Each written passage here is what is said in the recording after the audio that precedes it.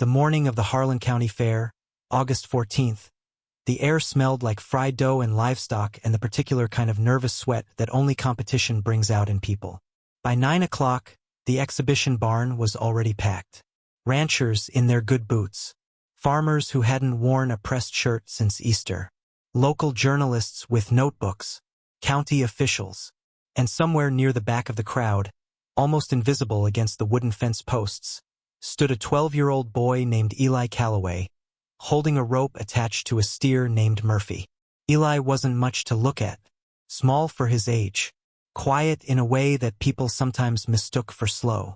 He wore his father's old cap, 2 sizes too big, the brim bent down to his eyebrows. His jeans were clean, his mother had made sure of that, but his boots were scuffed in the way that only real work can scuff a boot. He didn't say anything to anyone. He just stood there, one hand on the rope, the other resting flat on Murphy's broad neck, feeling the animal breathe. He didn't know yet that in 4 hours the whole county would be talking about him. He didn't know that the judges would stop mid-deliberation and call each other over to look at something they had never quite seen before.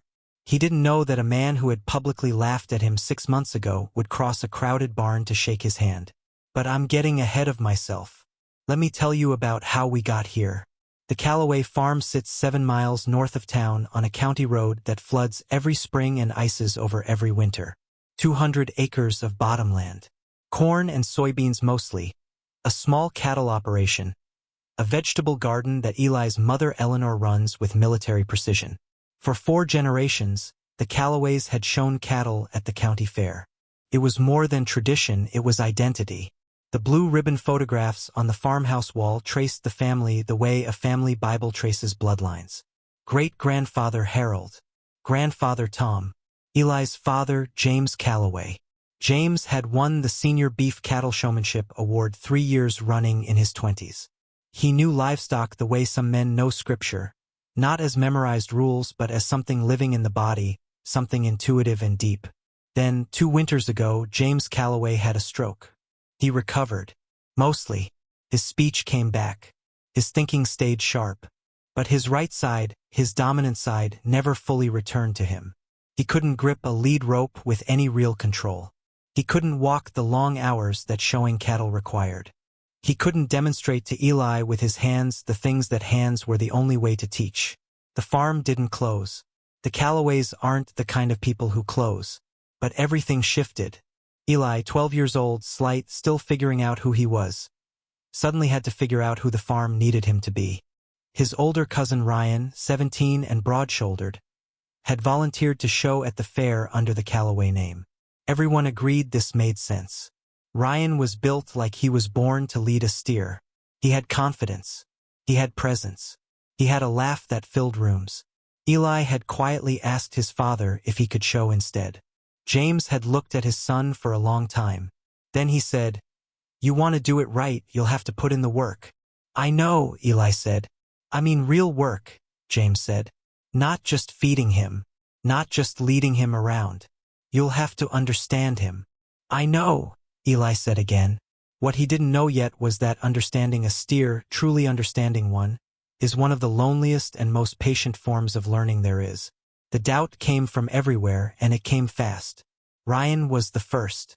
Not mean about it, Ryan wasn't mean by nature, but direct in the way teenage boys are direct when they think they're being helpful. "Eli, man, no offense, but you weigh like 90 pounds. Murphy's going to drag you around that ring like a rag doll." Their neighbor, Dale Hutchins, who had judged youth livestock for 11 years before retiring, was more diplomatic but said essentially the same thing when he stopped by the farm in March. "The showmanship class is technical," he told Eleanor while Eli stood nearby. "The judges want to see control, confidence, presentation. It's a lot to ask of a boy his age who's never done it before." He paused. "Especially given." He didn't finish the sentence. He didn't need to, especially given that his father can't teach him properly anymore. That was the sentence nobody said out loud but everybody meant. The county extension agent, a capable woman named Sandra Briggs, came out in April to assess the Calloway cattle for a different program and ended up watching Eli work with Murphy for 20 minutes. Afterward, she pulled Eleanor aside. Eli heard them from the other side of the fence. He's gentle with the animal, Sandra said. That's real. But gentle isn't enough in the show ring. He needs technique. He needs someone who can actually demonstrate. He watches videos, Eleanor said. Videos aren't the same as hands-on instruction. There was a pause.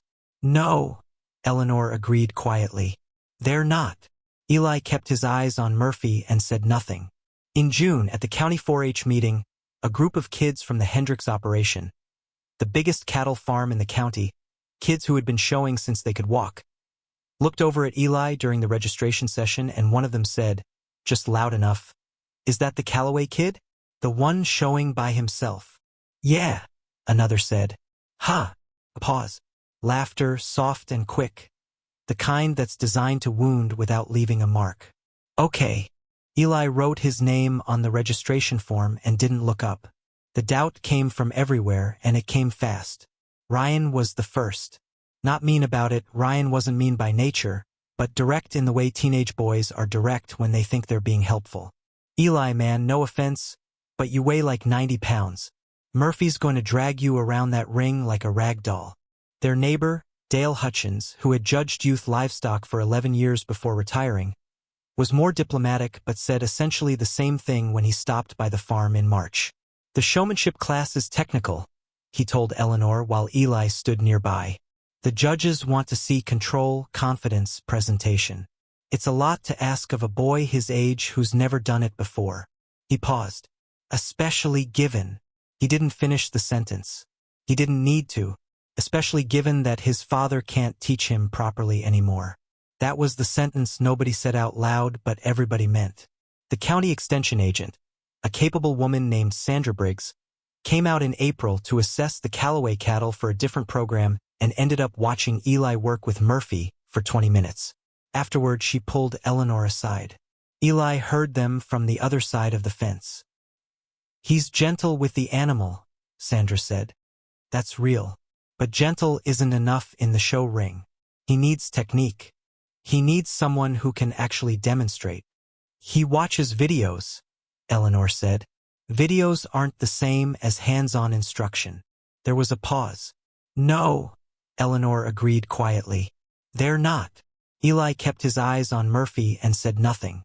In June, at the county 4-H meeting, a group of kids from the Hendricks operation, the biggest cattle farm in the county, kids who had been showing since they could walk, looked over at Eli during the registration session, and one of them said, just loud enough, "Is that the Calloway kid? The one showing by himself?" "Yeah," another said. "Ha!" A pause. Laughter, soft and quick. The kind that's designed to wound without leaving a mark. "Okay." Eli wrote his name on the registration form and didn't look up. Now let me pause here, because what was happening on the Calloway farm between March and August, what very few people saw, was something that doesn't have a simple name. Every morning before school, Eli went to the barn. Not to feed Murphy, their farmhand Gerald did the feeding, but just to be there. To sit on a bucket in the corner of the stall and watch. To learn the animal's rhythms. When Murphy was restless. When he was calm. What sounds made his ears swivel? What made his neck lower? What made him plant his feet? After school, Eli would take Murphy out to the small paddock and walk him. Not practice walk him, not drill him, just walk. The way you walk with a friend, without agenda. Sometimes for 2 hours. James Calloway couldn't demonstrate with his hands. But he could talk. And he talked. He talked from a lawn chair set at the edge of the paddock, his good hand holding a coffee cup, his voice low and steady. "You're not moving him," James said one afternoon in May. "You're suggesting to him. There's a difference. A steer that feels moved is going to resist. A steer that feels like the idea was his own is going to walk like a ribbon winner." Eli absorbed this without speaking. "You know what the judges are really watching?" James said another day. "They're watching the animal. They're watching whether the animal is comfortable. Whether the animal trusts the kid holding the rope. You can't fake that. You can't practice that in a way that's separate from actually having it." "So how do you get it?" Eli asked. "Time," James said. "And honesty. Animals know when you're performing. They know when you're scared. You have to be so settled in yourself that the animal settles too. Eli was quiet. What if I'm scared? His father looked at him. Then you be scared and settled at the same time. That's what being brave actually is. What no one from outside the farm saw was the hundreds of hours Eli spent in that paddock. The conversations he had with Murphy that weren't conversations, just presence, just breath, just a boy and a large animal becoming accustomed to each other at a cellular level. What no one saw was Eli watching old VHS tapes his father had saved of livestock shows from the 1980s and 90s, studying the body language of the handlers the way a film student studies cinematography. Not the tricks. The spirit underneath the tricks. What no one saw was James Calloway, some evenings, watching his son from the lawn chair, the coffee long gone cold, with an expression on his face that was not easy to name. By 8 o'clock the morning of the fair, the exhibition barn was running at full noise and full heat. The youth beef cattle showmanship class had 14 entrants. Ryan Calloway was among them, showing a different animal, pulling on his good gloves with the easy confidence of someone who expects to win. The Hendricks kids, 3 of them polished and practiced, were working their animals with the mechanical precision of long repetition. Eli stood at the back of the staging area with Murphy. He wasn't drilling him. He wasn't making last-minute adjustments to his stance or his grip or his footwork. He was standing beside the steer with his hand flat on the animal's neck, talking to him in a voice too low for anyone nearby to hear. Murphy's eyes were soft. His breathing was even. For a 1,400-pound animal in a loud, crowded barn, he was extraordinarily still. Sandra Briggs, the extension agent, spotted Eli from across the staging area. She watched for a moment, then looked away, then looked back. Something's different, she thought. She couldn't have said what. Dale Hutchins, the retired judge, was in the crowd as a spectator. He saw Eli too. He saw the boy's posture. Not stiff with nerves, not loose with false relaxation, but settled. Like someone who had arrived somewhere after a long journey and was at rest. Dale frowned slightly. He watched a little longer. The class began. The ring at the Harlan County Fair is not large.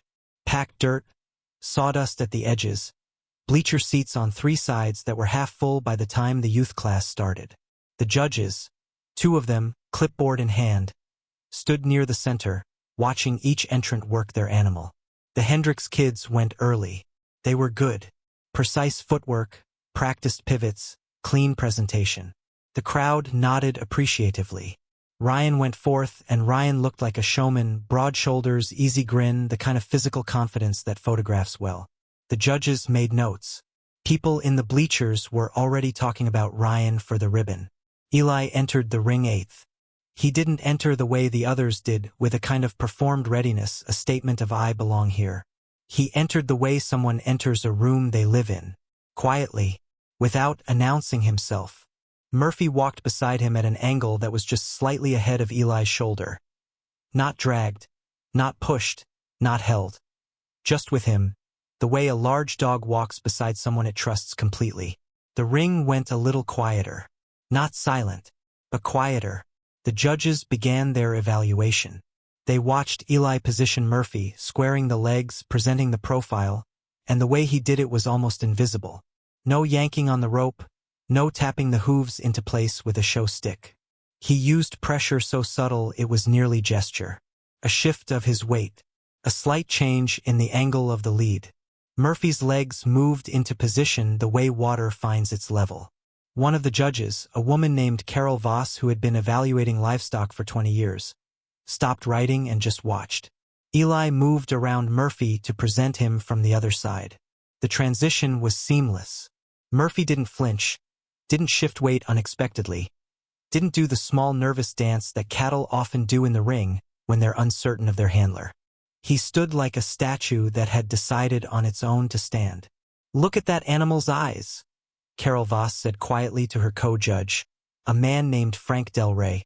Frank looked. Murphy's eyes were soft and forward, ears relaxed. The expression of an animal that is completely unbothered. "I see it," Frank said. In the bleachers, Dale Hutchins had gone very still. Sandra Briggs, standing at the fence rail, realized she had stopped talking mid-sentence to the person beside her. The noise of the barn seemed to have moved somewhere farther away. Eli stood beside Murphy with his hand resting at the base of the steer's neck, his face calm and unperforming, his eyes moving between the judges and the animal with the attentiveness of someone who has learned to read a room without telegraphing that they're reading it. The judges began to move toward him for the hands-on portion of the evaluation, the part where they ask questions, check the handler's knowledge, test whether the connection between animal and exhibitor is real or rehearsed. Carol Voss asked Eli to back Murphy up 3 steps.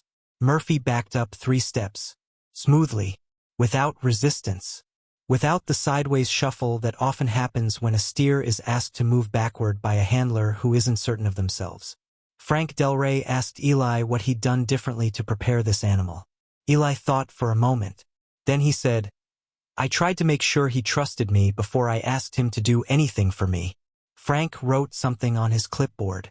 Carol asked one more question, a technical question about nutrition and show preparation, and Eli answered it in the straightforward, non-showy way of someone who learned things because he needed to know them, not because he was going to be tested on them. Then the evaluation moved on. The deliberation took longer than usual. People in the bleachers noticed.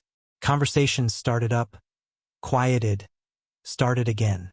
Ryan Calloway was watching from the staging area with his arms crossed, not worried exactly, but no longer certain. When Carol Voss called the class back into the ring for the final lineup, the barn noise dropped the way it does when something is about to be decided. The judges placed the entrance. Eli Calloway was called to the front of the line. There was a beat of silence that lasted just long enough to feel like the world deciding something. Then the applause came. Not the polite applause of a crowd watching what they expected, but the louder, surprised kind, the kind with voices in it, people turning to each other, something electric moving through the bleachers. Eli stood at the front of the line and didn't look triumphant. He didn't pump a fist. He just looked down at Murphy and put his hand on the steer's neck, and Murphy leaned into it slightly, and that small movement, that animal leaning into the boy, said more than anything else that morning. Carol Voss, presenting the ribbon, said to the crowd, "In 20 years of judging, I have rarely seen a handler who had so completely earned his animal's trust. The technique was excellent, but technique can be practiced. What we saw today was something you cannot practice your way into. It has to be real." She paused. It was real. In the parking lot afterward, Dale Hutchins found Eleanor Calloway first. "I owe your boy an apology," he said. Eleanor looked at him carefully. "Go find him and tell him that." Dale found Eli at the trailer, loading Murphy back up with the same unhurried patience he used for everything involving the steer. He walked over and waited until Eli looked at him. "I told your mother in the spring that you didn't have what it takes," Dale said. "I was wrong. I was looking at the wrong things. I was looking at size and age and instruction, and I missed the most important thing." Eli waited. "I missed how much time you'd put into actually knowing that animal." Dale paused. "That's the thing that wins when it's real. I should have known better." Eli nodded once. Not coldly, not warmly. The nod of someone who has already moved on from needing the apology, but who receives it graciously because that's the right thing to do. "Thank you," Eli said. Sandra Briggs came by later, too. She didn't say much, just stood and watched Eli work for a moment and said, "You'll be back next year." Not a question, a statement.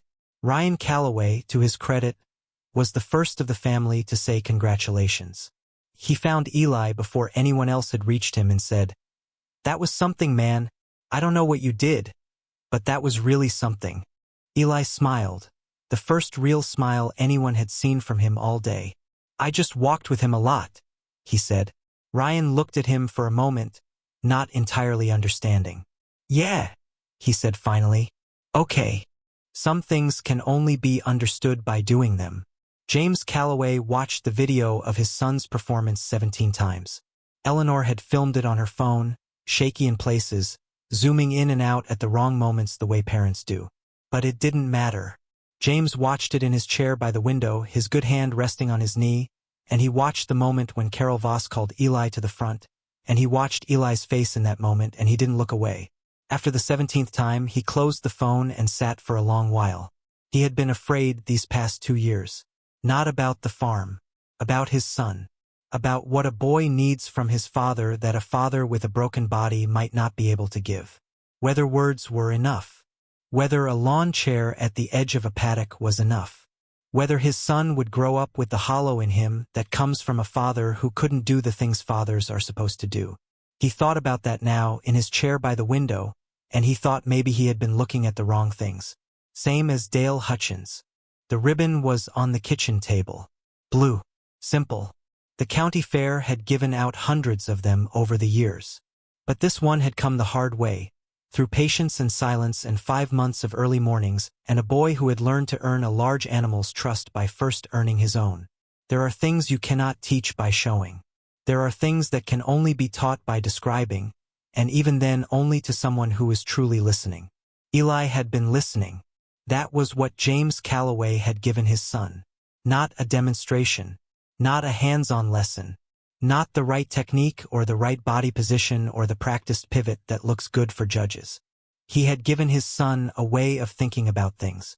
A way of being patient. A way of earning rather than demanding. And his son had taken that quietly and made it his own. The Calloway Farm is still there, 7 miles north of town on the road that floods every spring and ices every winter. Eli is 14 now. He'll show at the fair again this August and the year after that and the year after that. People in Harlan County have already stopped saying he'll never be a real farmer. They say instead, when they see him in the paddock, or at the feed store, or standing quietly at the edge of some conversation about cattle or corn or the work that holds a farming family together. They say, that Calloway boy, he's got something. They're right. He does. He always did. They just had to be paying attention to see it.